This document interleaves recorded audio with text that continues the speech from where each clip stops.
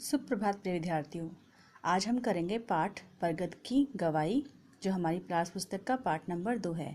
इसको हम पहले पढ़ चुके हैं और इसके कुछ क्वेश्चंस कर भी चुके हैं। आगे हैं आज हमारा लघु उत्तरीय प्रश्न। लघु उत्तरीय प्रश्न का मतलब होता है छोटे प्रश्न उत्तर। जहाँ पे मैंने 1, 2, 3, 4 लिखा है, वहाँ पर आपको अपनी बुक से ही प्रश्न लिखते हैं खुद से और लाइन छोड़ते हुए काम करना है। पहला क्वेश्चन आपका है, राधे ने न्यायालय की शरण क्यों ली। शरण सब पता है ना कि उसके पास क्यों गया। तो राधे ने न्यायालय की शरण इसलिए ली क्योंकि वीरू ने राधे के पैसे लौटाने से मना कर दिया था। याद आया ना, जो चैप्टर में था हमारे। फिर दूसरा क्वेश्चन आपका है, राधे ने वीरू को रुपये कब दिए। राधे ने वीरू को रुपये हम 1 वर्ष पहले बरगद के पेड़ के नीचे दिए थे। क्लियर। फिर आपका क्वेश्चन नंबर 3 है, न्यायाधीश ने राधे को और वीरू को क्या आदेश दिया, मतलब उनको क्या बोला। तो न्यायाधीश ने राधे और को आदेश दिया कि वह गवाही के लिए बरगद के पेड़ को बुलाए और वीरू को आदेश दिया कि वह राधे को उसके 100 रुपये लौटा दे। आगे प्रश्न आपका है, न्यायाधीश ने बरगद के पेड़ को बुलाने का आदेश किसे दिया। पहले क्वेश्चन भी कुछ ऐसा ही मिलता जुलता है, कोई बात नहीं, फिर भी हम इसका आंसर देंगे। सिंपल देना है, न्यायाधीश ने राधे को आदेश दिया बरगद के पेड़ को बुलाने का। क्लियर। ये थे आपके लघु उत्तरीय प्रश्न, छोटे प्रश्न उत्तर। अब हम करेंगे दीर्घ उत्तरीय प्रश्न, जो कि इससे आगे हैं। प्रश्न वैसे ही आपको अपनी बुक से लिखने हैं, आंसर मैंने आपको लिख दिए हैं। प्रश्न रीड करती हूँ। न्यायाधीश ने वीरू का झूठ किस प्रकार पकड़ा। आप सब जानते हैं, उन्होंने उससे पूछा कि पेड़ कहाँ है, तो उसने बता दिया और जिससे उसको उनका झूठ पकड़ में आ गया। तो हम उसको लिखेंगे कैसे। तो लिखना ऐसे है, वीरू ने स्वयं बरगद के पेड़ का पता बताया, जिसके कारण न्यायाधीश ने उसके झूठ को पकड़ लिया। इसके बाद है सेकंड क्वेश्चन आपका। ठीक है।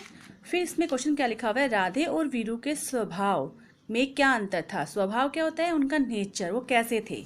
तो आंसर हम पहले चैप्टर में पढ़ चुके हैं। अब यहाँ देखते हैं, राधे सरल स्वभाव वाला और ईमानदार था, जबकि जो वीरू था वो उसका उल्टा था। तो जबकि वीरू स्वभाव से चालाक और बेईमान था। क्वेश्चन नंबर 3 आपका है, राधे ने वीरू को 100 रुपये क्यों दिए। तो आंसर क्या होगा हमारा, वीरू को पैसों की जरूरत थी, इसलिए राधे ने उसे 100 रुपये दिए। प्रश्न नंबर 4 आपका है, इस कहानी से आपने क्या शिक्षा मिलती है।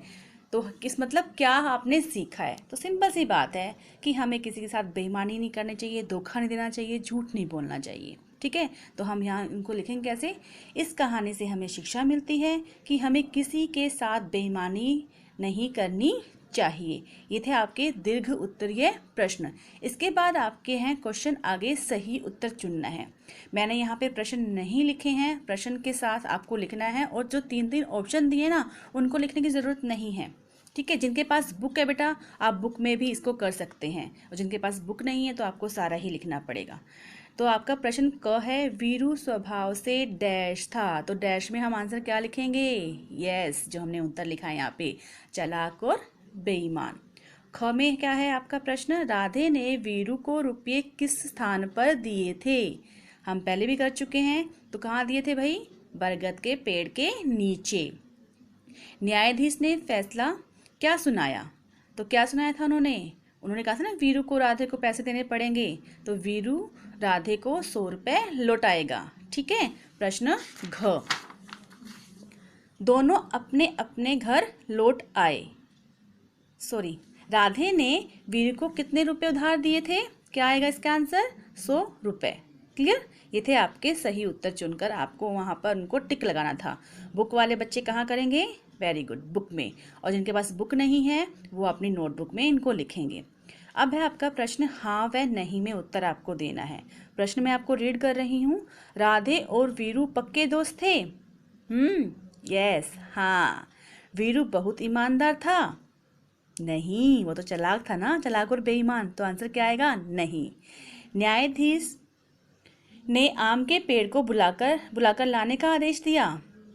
किसको बुलाया था, वेरी गुड, बरगद के। तो भी आंसर क्या होगा, नहीं। ठीक है। वीरू का झूठ पकड़ा गया। हाँ, पकड़ा गया था ना। हाँ, आंसर में क्या आएगा, हाँ। अब है भाषा से, मतलब आपको जो भाषा के कुछ क्वेश्चंस होते हैं, इसमें व्याकरण का कुछ पार्ट होता है, तो वो कुछ क्वेश्चंस दिए हुए हैं वो हम करते हैं। तो यहाँ पे शब्दों के सही रूप पर गोला लगाना है, गोला आपको सर्कल करना है, ठीक है। कलर पेंसिल आप यूज़ कर सकते हो।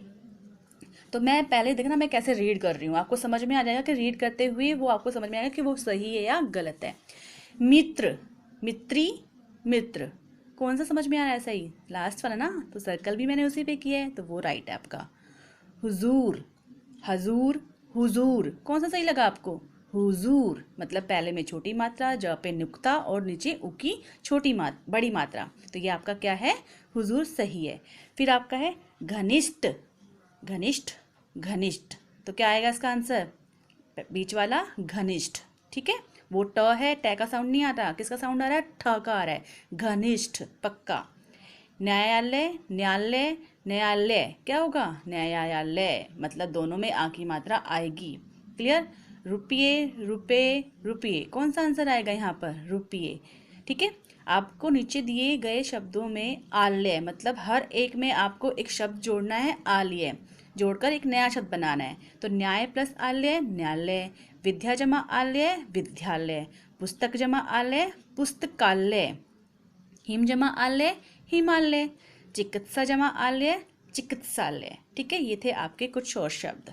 अब करते हैं, नीचे दिए गए वाक्यों में छूटा हुआ शब्द जोड़कर वाक्य को दोबारा लिखना है।